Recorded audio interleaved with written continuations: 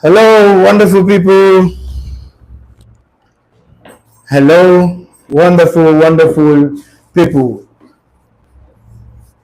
I welcome you all today. It is another faithful day that God has designed to elevate indeed.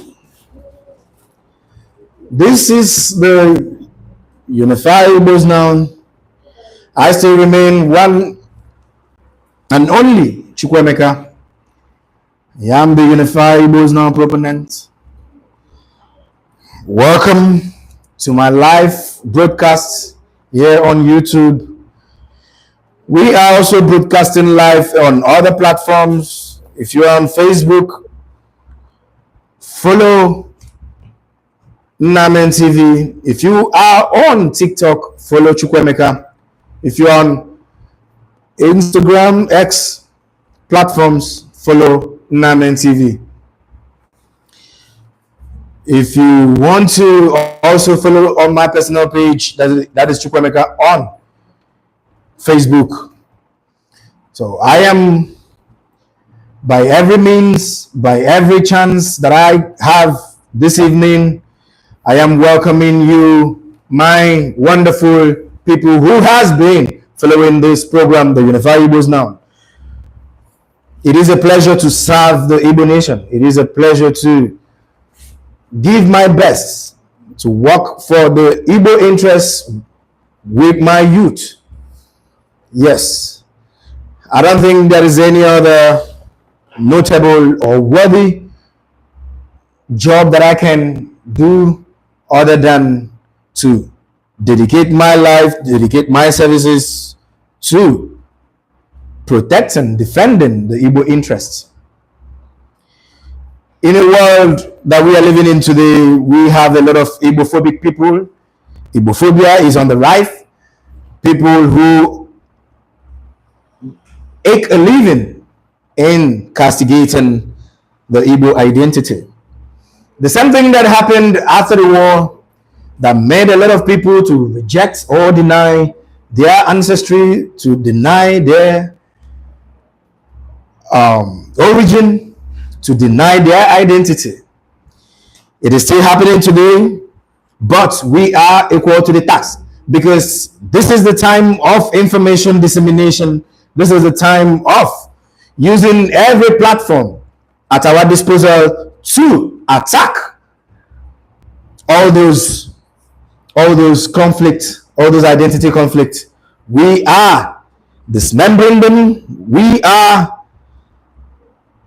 currently working on repairing, restoring the Igbo dignity.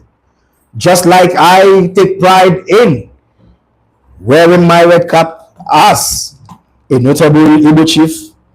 I didn't ask for this.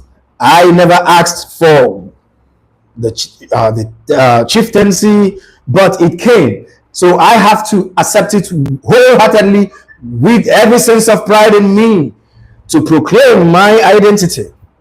There is power in the Igbo identity, and I am reaping from this noble proclamation. I am an Igbo. I am an Igbo. Inside out. So if you are on the mission of crucifying, of killing the Igbos, then you have to face me. You have to kill me first, because I will not deny my identity. I will not deny my sense of pride. The only thing that gives me essence is my identity.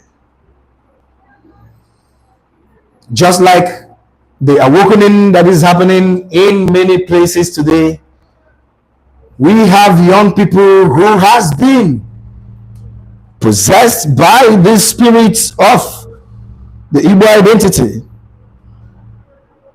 Some say they will make Igbo more fashionable again.